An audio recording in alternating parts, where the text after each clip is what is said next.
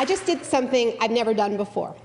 I spent a week at sea on a research vessel. Now, I'm not a scientist, but I was accompanying a remarkable scientific team from the University of South Florida who have been tracking the travels of BP's oil in the Gulf of Mexico. This is the boat we were on, by the way.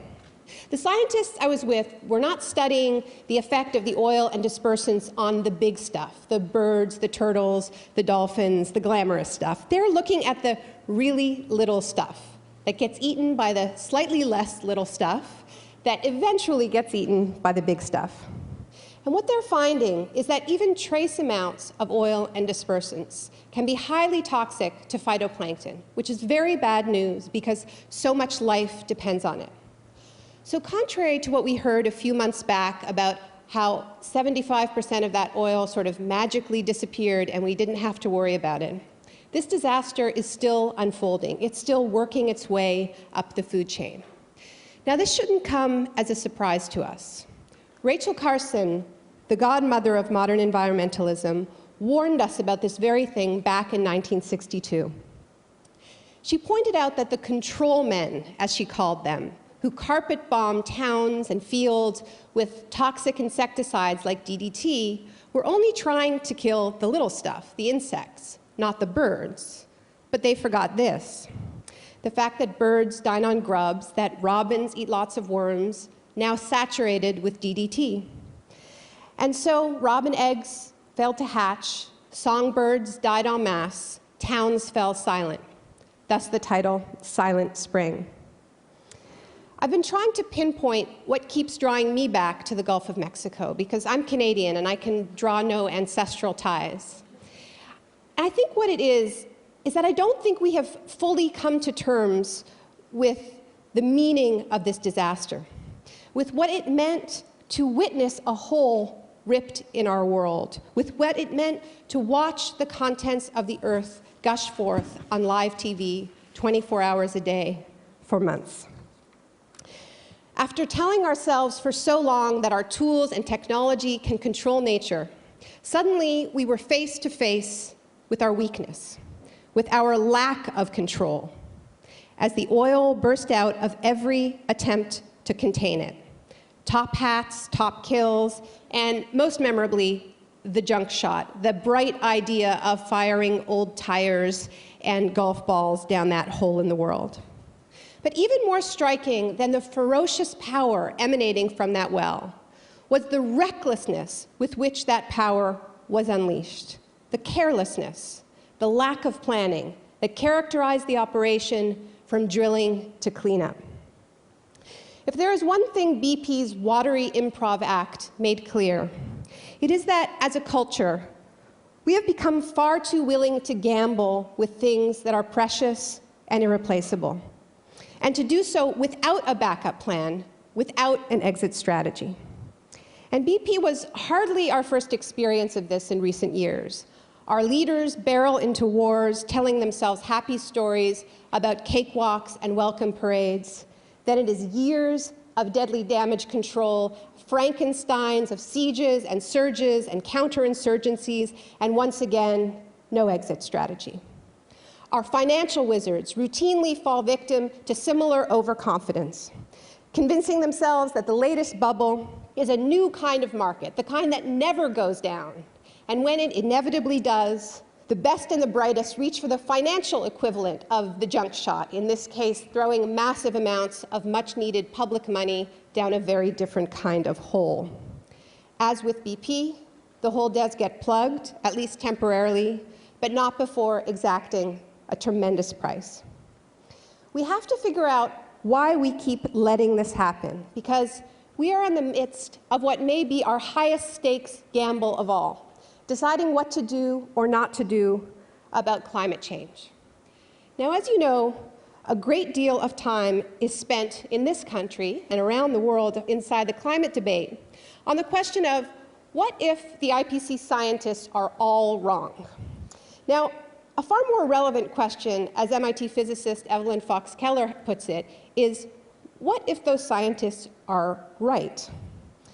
Given the stakes, the climate crisis clearly calls for us to act based on the precautionary principle. The theory that holds that when human health and the environment are significantly at risk, and when the potential damage is irreversible, we cannot afford to wait for perfect scientific certainty. Better to err on the side of caution. Moreover, the burden of proving that a practice is safe should not be placed on the public that would be harmed, but rather on the industry that stands to profit. But climate policy in the wealthy world, to the extent that such a thing exists, is not based on precaution, but rather on cost-benefit analysis, finding the course of action that economists believe will have the least impact on our GDP. So rather than asking, as precaution would demand, what can we do as quickly as possible to avoid potential catastrophe, we ask bizarre questions like this. What is the latest possible moment we can wait before we begin seriously lowering emissions? Can we put this off till 2020, 2030, 2050?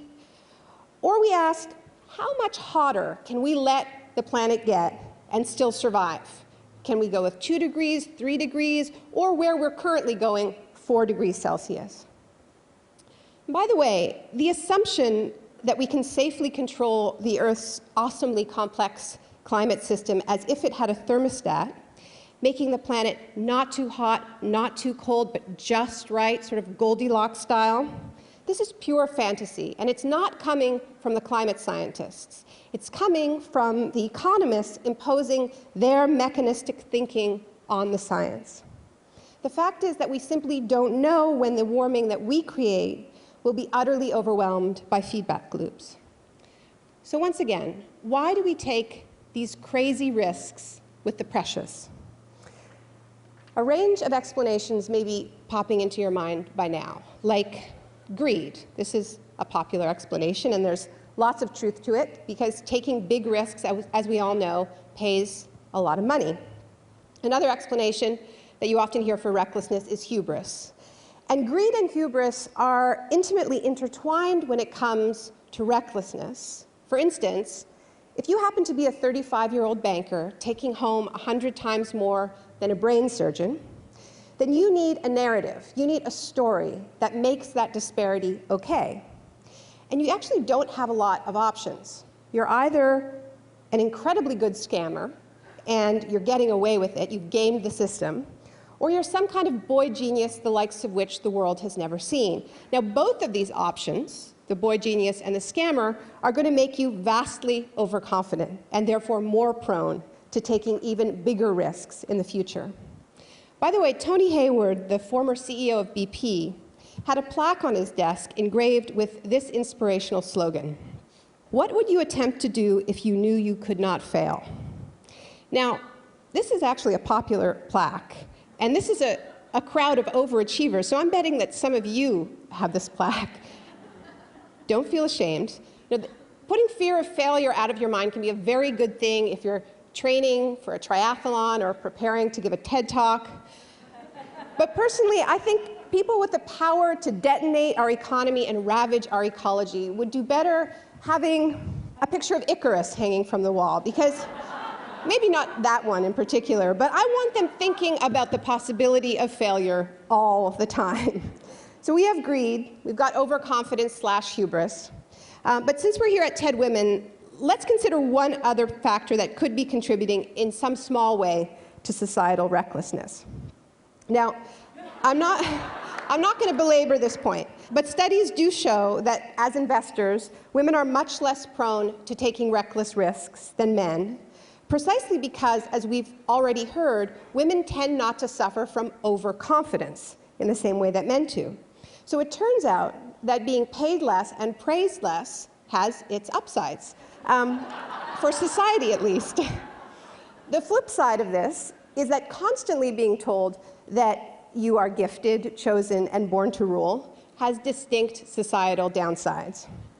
And this problem, call it the perils of privilege, brings us closer, I think, to the root of our collective recklessness. Because none of us, at least in the global north, neither men nor women, are fully exempt from this message. Here's what I'm talking about. Whether we actively believe them or consciously reject them, Our culture remains in the grips of certain archetypal stories about our supremacy over others and over nature. The narrative of the newly discovered frontier and the conquering pioneer, the narrative of manifest destiny, the narrative of apocalypse and salvation. And just when you think these stories are fading into history and that we've gotten over them, they pop up in the strangest places. For instance, I stumbled across this advertisement outside the women's washroom in the Kansas City airport. It's for Motorola's new rugged cell phone. And yes, it really does say, "Slap Mother Nature in the face." And I'm not just showing it to pick on Motorola, that's just a bonus. I'm showing it because, they're not a sponsor, are they? Because in its own way, this is a crass version of our founding story. We slapped Mother Nature around and won. And we always win, because dominating nature is our destiny. But this is not the only fairy tale we tell ourselves about nature. There's another one, equally important, about how that very same Mother Nature is so nurturing and so resilient that we can never make a dent in her abundance. Let's hear from Tony Hayward again. The Gulf of Mexico is a very big ocean. The amount of oil and dispersants that we're putting into it is tiny in relation to the total water volume. In other words, the ocean is big. She can take it. It is this underlying assumption of limitlessness that makes it possible to take the reckless risks that we do. Because this is our real master narrative. However much we mess up, there will always be more. More water, more land, more untapped resources. A new bubble will replace the old one. A new technology will come along to fix the messes we made with the last one. In a way, that is the story of the settling of the Americas, the supposedly inexhaustible frontier to which Europeans escaped. And it's also the story of modern capitalism, because it was the wealth from this land that gave birth to our economic system, one that cannot survive without perpetual growth and an unending supply of new frontiers. Now, the problem is that the story was always a lie. The Earth always did have limits. They were just beyond our sights. And now we are hitting those limits on multiple fronts. I believe that we know this, yet we find ourselves trapped in a kind of narrative loop. Not only do we continue to tell and retell the same tired stories, but we are now doing so with a frenzy and a fury that frankly verges on camp. How else to explain the cultural space occupied by Sarah Palin? Now, on the one hand, exhorting us to drill, baby, drill, because God put those resources into the ground in order for us to exploit them. And on the other, glorying in the wilderness of Alaska's untouched beauty on her hit reality TV show. The twin message is as comforting as it is mad. Ignore those creeping fears that we have finally hit the wall. There are still no limits. There will always be another frontier. So stop worrying and keep shopping. Now, would that this were just about Sarah Palin and her reality TV show. In environmental circles, we often hear that rather than shifting to renewables, we are continuing with business as usual. This assessment, unfortunately, is far too optimistic. The truth is that we have already exhausted so much of the easily accessible fossil fuels that we have already entered a far riskier business era.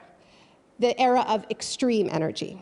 So that means drilling for oil in the deepest water, including the icy Arctic seas, where a cleanup may simply be impossible. It means large-scale hydraulic fracking for gas and massive strip mining operations for coal, the likes of which we haven't yet seen. And most controversially, it means the tar sands. I'm always surprised by how little people outside of Canada know about the Alberta tar sands, which this year are projected to become the #1 source of imported oil to the United States. It's worth taking a moment to understand this practice because I believe it speaks to recklessness and the path we're on like little else. So this is where the tar sands live, under one of the last magnificent boreal forests. The oil is not liquid. You can't just drill a hole and pump it out. Tar sands oil is solid, mixed in with the soil. So to get at it, you first have to get rid of the trees. Then you rip off the topsoil and get at that oily sand. The process requires a huge amount of water, which is then pumped into massive toxic tailing ponds. That's very bad news for local indigenous people living downstream who are reporting alarmingly high cancer rates. Now, looking at these images, it's difficult to grasp the scale of this operation, which can already be seen from space and could grow to an area the size of England. I find it helps actually to look at the dump trucks that move the earth, the largest ever built. That's a person down there by the wheel. My point is that this is not oil drilling. It's not even mining. It is terrestrial skinning. Vast, vivid landscapes are being gutted, left monochromatic gray. Now, I should confess that as far as I'm concerned, this would be an abomination if it emitted not one particle of carbon. But the truth is that on average, turning that gunk into crude oil produces about 3 times more greenhouse gas pollution than it does to produce conventional oil in Canada. How else to describe this but as a form of mass insanity? Just when we know we need to be learning to live on the surface of our planet, off the power of sun, wind, and waves, we are frantically digging to get at the dirtiest, highest emitting stuff imaginable. This is where our story of endless growth has taken us, to this black hole at the center of my country, a place of such planetary pain that, like the BP gusher, one can only stand to look at it for so long. As Jared Diamond and others have shown us, this is how civilizations commit suicide, by slamming their foot on the accelerator at the exact moment when they should be putting on the brakes. The problem is that our master narrative has an answer for that too. At the very last minute, we're going to get saved. Just like in every Hollywood movie, just like in the rapture. But of course, our secular religion is technology. Now, you may have noticed more and more headlines like these. The idea behind this form of geoengineering, as it's called, is that as the planet heats up, we may be able to shoot sulfates and aluminum particles into the stratosphere to reflect some of the sun's rays back to space, thereby cooling the planet. The wackiest plan, and I'm not making this up, would put what is essentially a garden hose 18.5 miles high into the sky, suspended by balloons to spew sulfur dioxide. So solving the problem of pollution with more pollution. Think of it as the ultimate junk shot. The serious scientists involved in this research all stress that these techniques are entirely untested. They don't know if they'll work, and they have no idea what kind of terrifying side effects they could unleash. Nevertheless, the mere mention of geoengineering is being greeted in some circles, particularly media circles, with a relief tinged with euphoria. An escape hatch has been reached. A new frontier has been found. Most importantly, we don't have to change our lifestyles after all. You see, for some people, their savior is a guy in a flowing robe. For other people, it's a guy with a garden hose. We badly need some new stories. We need stories that have different kinds of heroes, willing to take different kinds of risks, risks that confront recklessness head-on, that put the precautionary principle into practice, even if that means through direct action, like hundreds of young people willing to get arrested, blocking dirty power plants, or fighting mountaintop removal coal mining. We need stories that replace that linear narrative of endless growth with circular narratives that remind us that what goes around comes around, that this is our only home. There is no escape hatch. Call it karma, call it physics, action and reaction. Call it precaution, the principle that reminds us that life is too precious to be risked for any profit. Thank you.